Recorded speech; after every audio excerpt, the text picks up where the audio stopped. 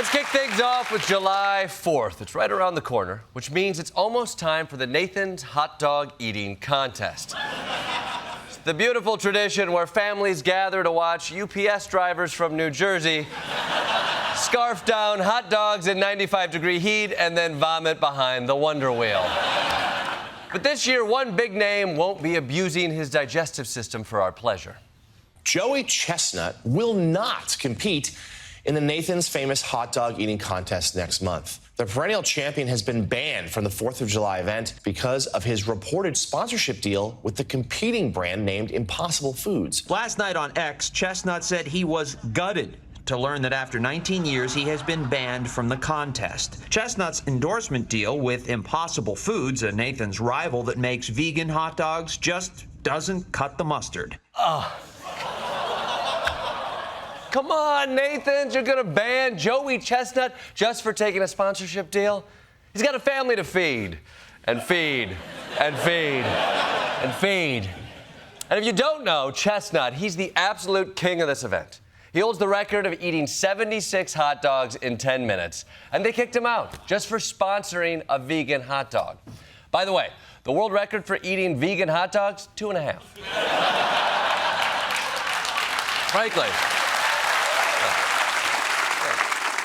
Anyway, let's talk about the fallout from the big political story in the news. Yesterday, Hunter Biden was convicted of lying about his drug use when he filled out paperwork to buy a gun.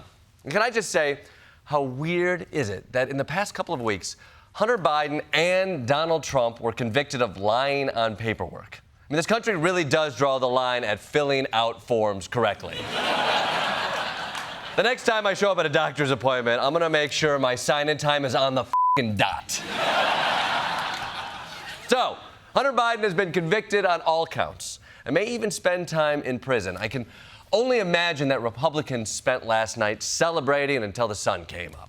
Just because one Democrat was convicted doesn't mean the American legal system isn't being abused. Marjorie Taylor Greene tweeting, quote, Hunter Biden just became the deep state sacrificial lamb to show that justice is balanced, while the other Biden crimes remain ignored. Hunter is them sacrificing a useless pawn. Everybody knows what this trial with Hunter Biden was about. This is about smoke and mirrors. This is the red herring. This is a distraction. This is part of a cover-up. This is part of a running protection racket from the highest levels of the U.S. government downward to protect the Biden family. This is the decoy that they can say there's equal justice under the law, but it's all nonsense. Don't go for it. Don't let them sell you it. Understand exactly what's happening.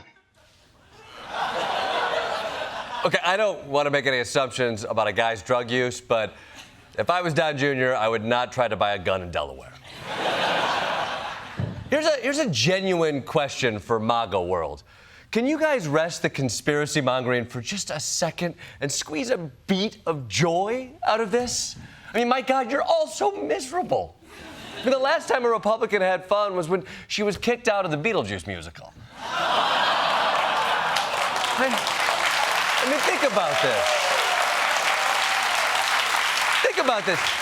Your political enemy's son is headed to prison, and your mind immediately jumps to, he's just taking the fall for Joe Biden. Let me tell you something. Nobody is taking the fall for Joe Biden. He falls plenty on his own. Thank you very much. Just take the W. When Donald Trump was convicted, you didn't see Democrats going, I bet this is just a distraction from the classified documents case, or the January 6th case, or the Georgia racketeering case, or the E. Jean Carroll case, or the insurance fraud case. No, Democrats were celebrating. I was in a Brooklyn Whole Foods when the verdict came down.